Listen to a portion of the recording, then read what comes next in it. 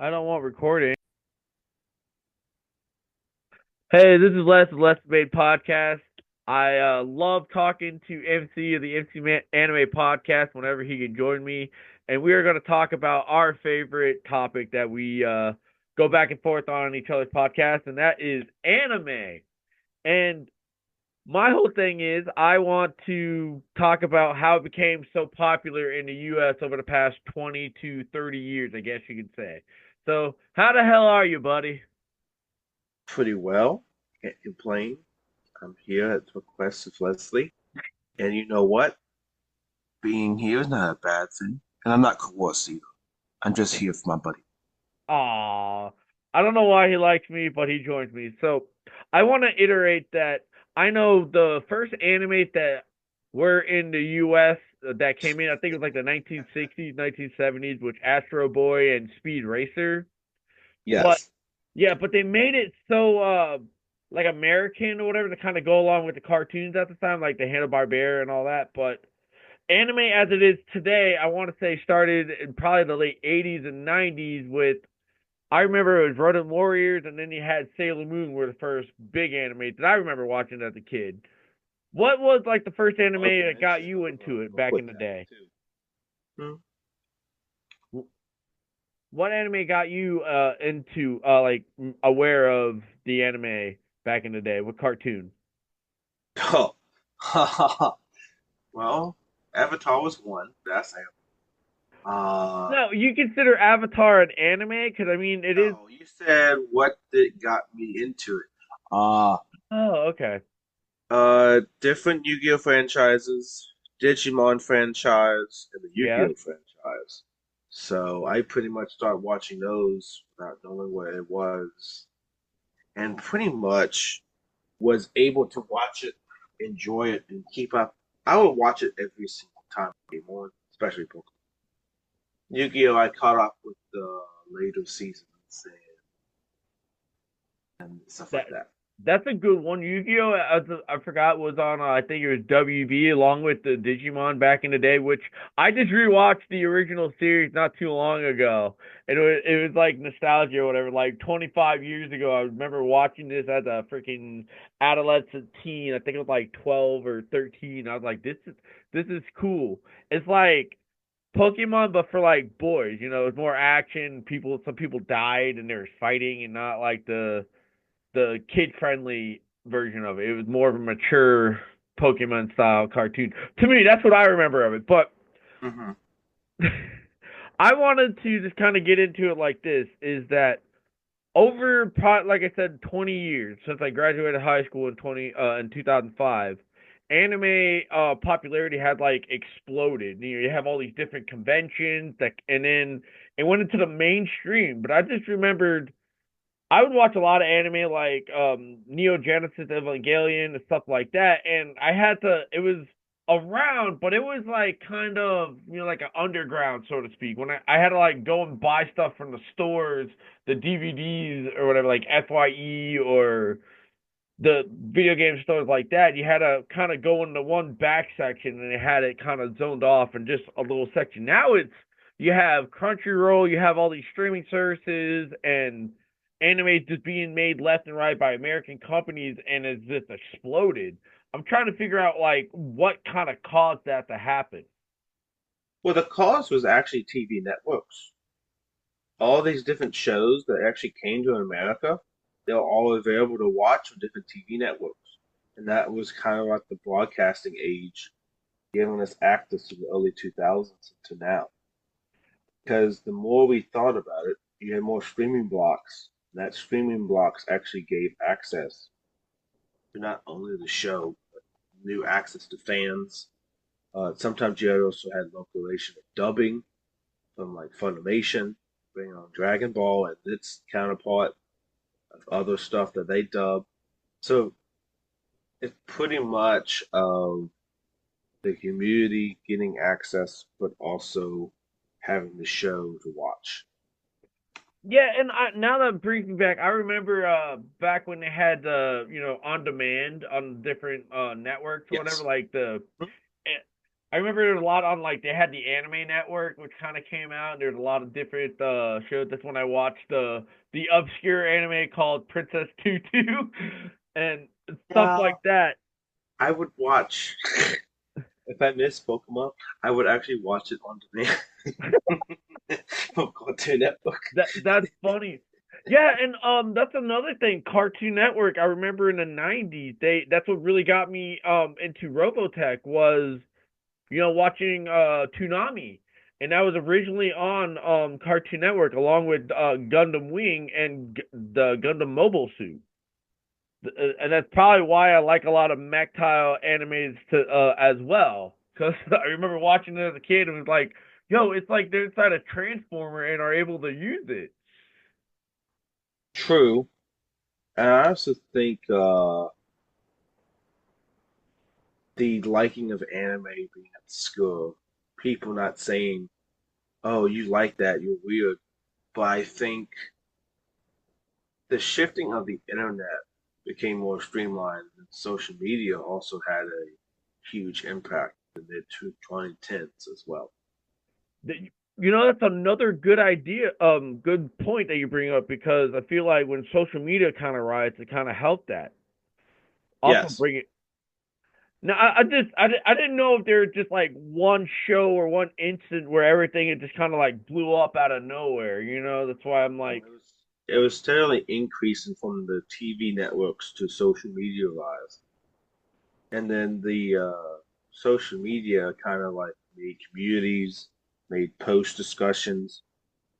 I mean, yeah, you get like now other community boards, but like with the actual social media now, people are posting about it, talking news about it. Starting to get into streaming services, that type of stuff. It was starting to slowly integrate into more, well, content that is online to really have a greater edge. It wasn't just now TV networks. The early 2000s, 2010s, 2020, all the streaming services. So you see a slight change in how we consume entertainment. yeah, I mean, I guess the rise of Netflix and Hulu and Crunchyroll. There's some on. I've seen some on actually Amazon Prime too. Yes, and It, the diverse catalog of good titles of Hulu is pretty much streamlined in the fact that it has a lot of different variety content. Now, Netflix, doing original anime and stuff like that has been a big factor in being able to buy rights and all that stuff. yeah, and then it kind of goes in. I remember if you go to like conventions, like I remember there's one called MegaCon that happens in Orlando, Florida every year. And I remember going there that yeah, they had some anime characters, but since it's like a all inclusive type of convention where you have superheroes and pop culture, stuff like that, it was more comic heroes instead of anime, but I feel like, you know, how it was then to what it is now, it's like two different worlds to me because the popularity it's now probably like 50-50, superheroes and then anime characters and even what gamer characters now too are all kind of thrown and mixed into one convention. That's awesome, I think, but it just I I don't. I think I remember it was like 2012, 2013, where it just kind of like hit me, being like, "Damn, like this came to like a whole new level to me." I remember back when it was just something that more underground. It was like its little niche, and then now it's just mainstream, and everybody and their grandparents now watch anime now. True, and I want to add on the niche category because you just took my thunder. But You can have it back. an example with niche, I would say is this: when you had the underground feeling, and you were a kid, and you were watching anime, and another kid saw you watching anime, that other kid would think you'd be weird because it wasn't mainstream popular. So that other kid wasn't exposed to it as you were. But with that being said, with the streamlined success of anime being transitioned to homes more people knowing it by name brand, knowing the term, knowing the different shows. It became, oh, you're not weird for watching it. Oh, you watched that? I watched this. That's kind of how the transition changed, and that's kind of what kind of gives the rise to the word of mouth. Say, oh yeah, I watched this series. You need to watch this with me. Or the friends watching it together. They're watching the spending time as a pastime. They can't wait for the next episode to launch. That type of stuff. That's what really sold the transition in culture, at least in the social demographics.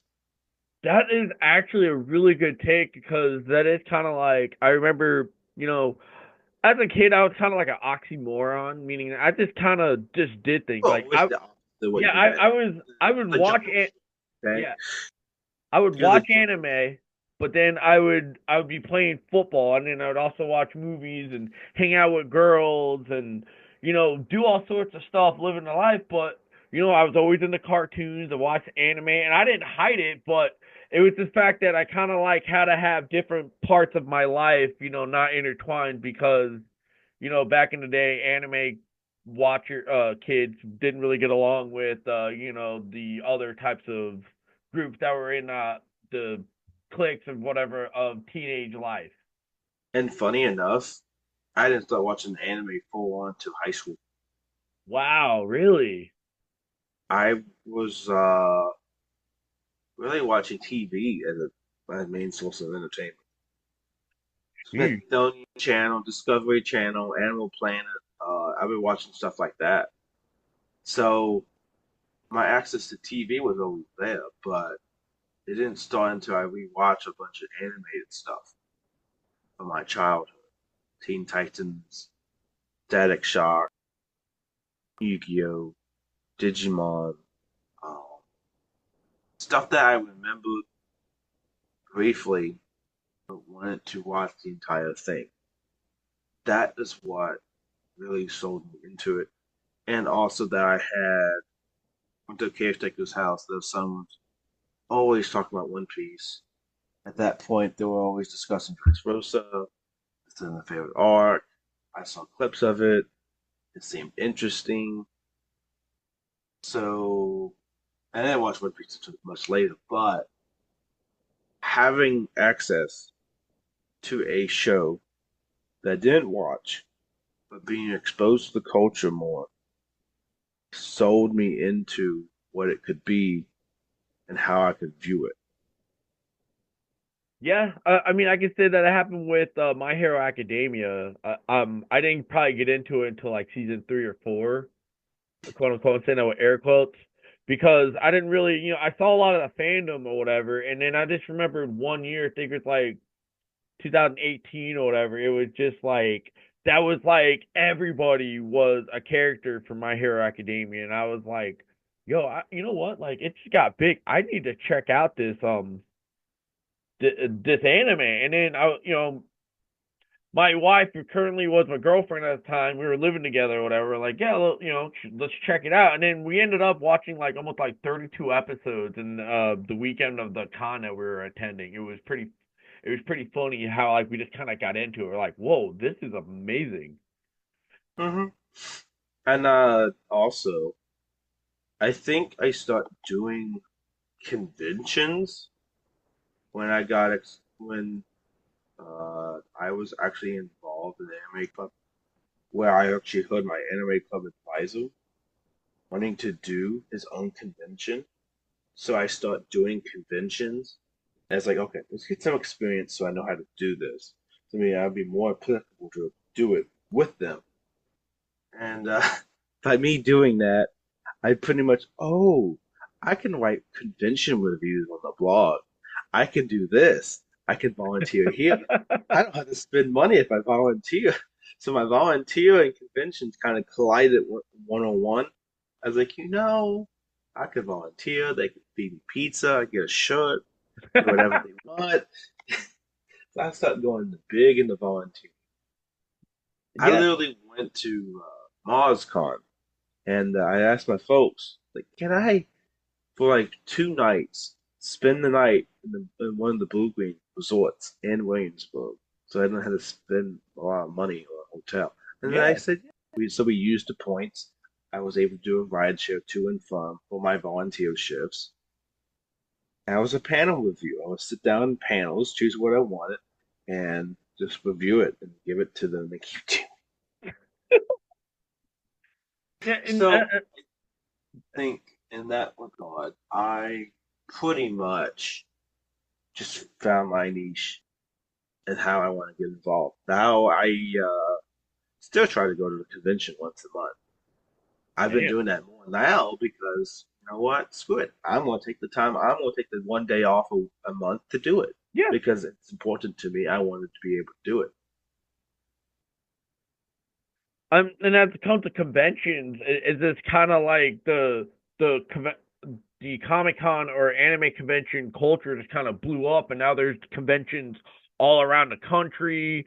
Even in my home state of Maine, there's ones that pop up all the time. I think there's one we're going to next month, and then there's one that happens in April that we're going to go to, and then they have one that happens in October. They're not necessarily like the biggest cons and where you can have fun at, but you can have fun at it, but it's not like a multi-day experience like other ones that I've been to can, but they're still fun. I still like going there. I go and look around, see the people in the cosplays, and you know, just being around my own, the people that all like anime and just talking to people, meeting people. I think it's what I like about the con. But it's another thing I want to get into. Cosplay itself has like blown up too. I remember it was barely not happening. You'll go to convention and every people that have a little bit, but it blew up, man. Well, this is what I say. Comic Con was always people dressing up. So the popularity of the Comic Con scene was what made anime cons what it is. And here's why. Because comic books were so popular for a very long time, and Star Wars and other sci-fi stuff being synonymous with comics, like in similar popularity, basically you had a shift of nerd culture and the shift in nerd culture to pop and all that other stuff transition to other demographics that will also benefit from the same convention atmosphere, which gives us anime cons and drive its success there and keep growing those as well. That's kind of how uh, the shift of convention gathering was from one to the other demographic. Now you And, see both comic and anime, and sometimes they're all together, mm-hmm. multi fandom. And even if it's like an anime convention, you still see people dressed as superheroes or whatever, comic Yes. heroes, because it's all kind of like intertwined now. And I guess what you're trying to say is since they already had the Comic Con was already a big thing that happened in San Diego, which is the big one. It was already Yeah. kind of like established, and then you have the new fandom coming up. It was inevitable that they were going to all kind of mix together and make it even bigger, so to Yes. speak, right? It's what we call a multi fandom. So different fandoms come together, create an atmosphere. Not only are they accepting, there's a huge overlap in these fandoms, Yeah, but also the people are friendly and they typically understand if you're this fan or dress up as this character, they'll still take a picture with you because they still love that character. And if you come as an anime character, they'll still take a picture with you because they recognize that character. That's kind of what the recognition of I'm this character, but I'm this character. And you have two different friend groups that might be two different characters and might be in two different demographics, but they don't care. They'll meet together and have fun. yeah, and I was gonna say is I feel that maybe not as the more socially non awkward as I am.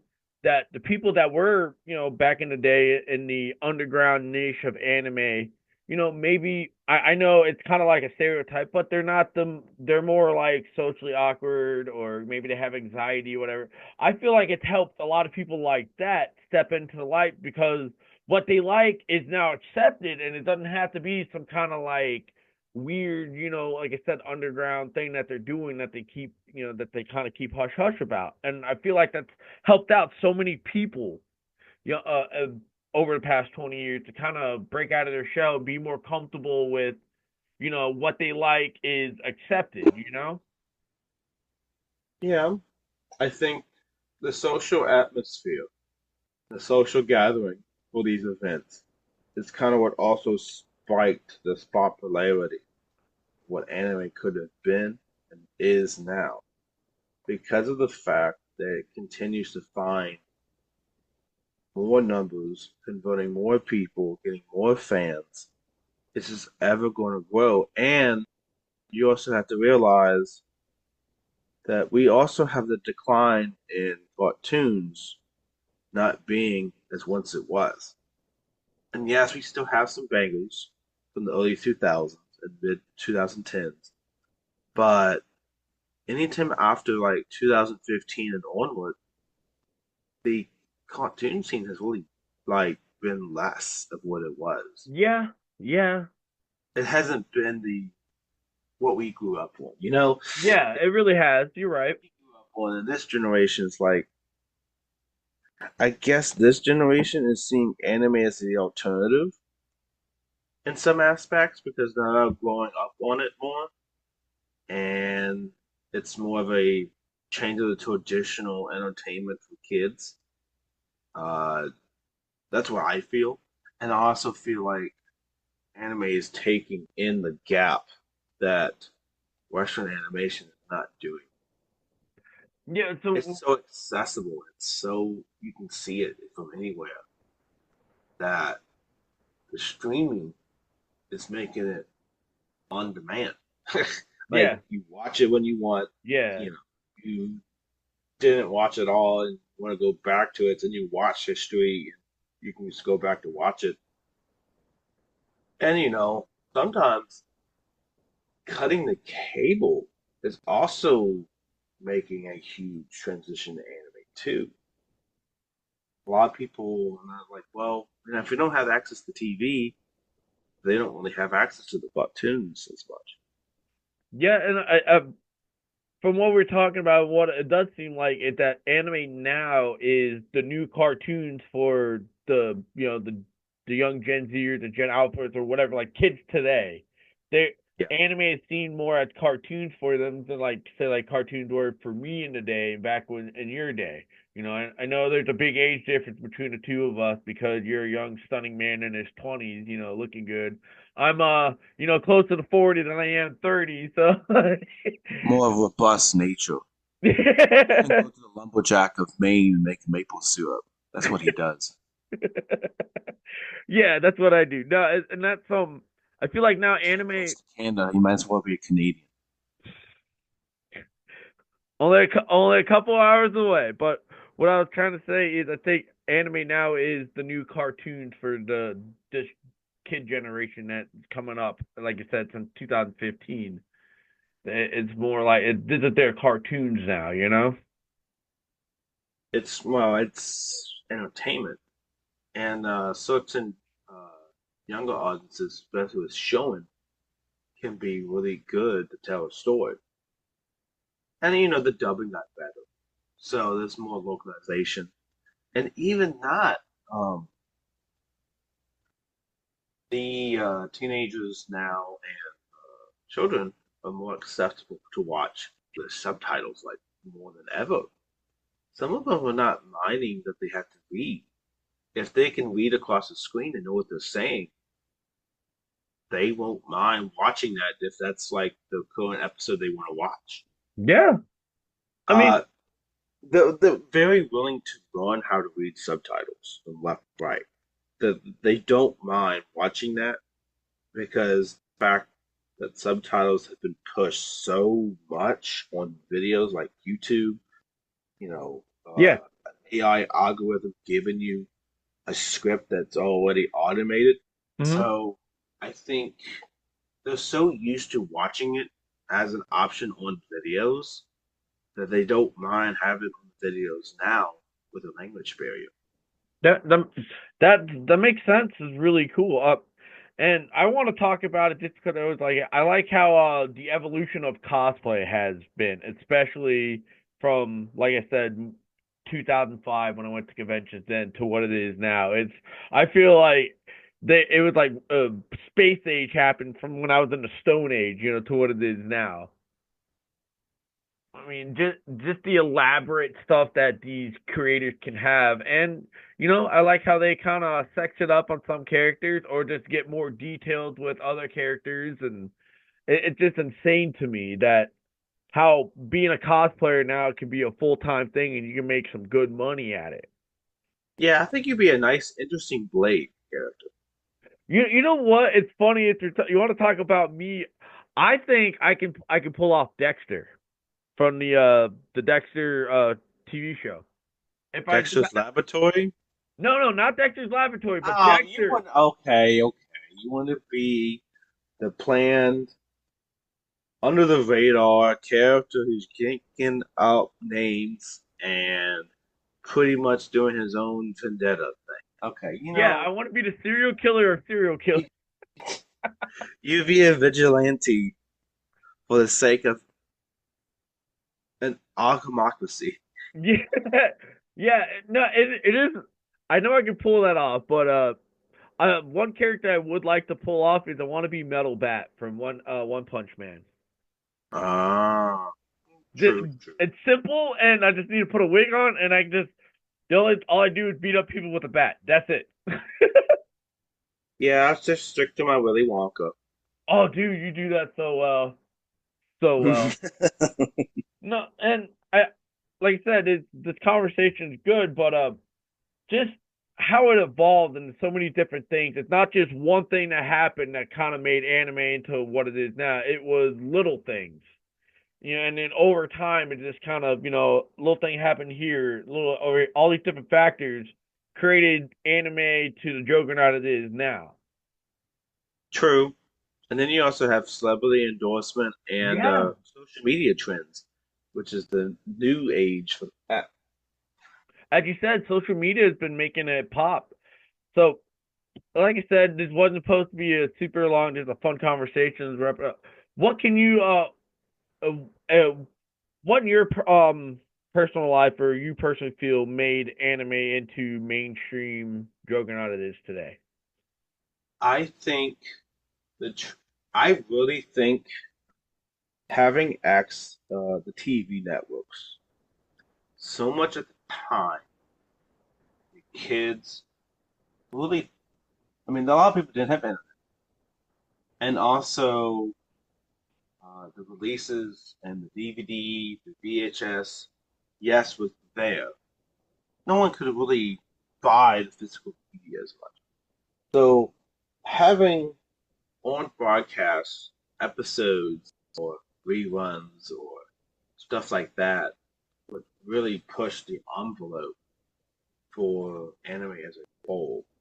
And then even the same principle of TV broadcasting of now going to, oh, they have the publishing rights, but now they have the streaming rights. Mm-hmm. So now you can have access to both at the same point in time, depending, who gets those rights, the distribution rights. Funimation really did push more anime into a dubbing, easier access. So that's pretty much how that TV to Funimation type services have pushed what we can have, what we can access, and really just influence an entire new generation in a more, I guess, deep impact cultural mainstream way. Yeah. I believe that anime, one of the big factors that I think is that they had shows targeted at kids like Yu-Gi-Oh, Digimon, um, maybe Static Shock if you want to put it, but they had all these little kid shows that were animes from Japan made to be more targeted to kids. Pokemon as well, it's an anime, even though it should be its own thing by now, but it's being pushed on the kids from the 90s and the early 2000s. And then as we matured, we're like, yo, there's a whole world of anime that we didn't even know about. And then you have more of the adult style from like Toonami, like I said, the Robotech, I think Inuyasha, stuff like that was pushed onto as you got older. And you're seeing this in Cartoon Network and WB and Fox Kids. As I said, Edward kids were growing up with it, and then it gave us a little small opening into the world, and then we just kind of dove in just to see what more is going on. And I think that kind of slowly but surely just got it, went into everything else into the world and made anime as acceptable as it is now. He's trying to hide it, but he's a really good Sailor Moon fanboy. Yeah, I'm a fanboy on a bunch of different things for real. Thank you so much for joining me on this quick, you know, time frame to just get talk about anime, man. I appreciate it. Oh, that's fine. Thanks for having me. Now we can see what Sailor Moon looks like for you. Thanks, man.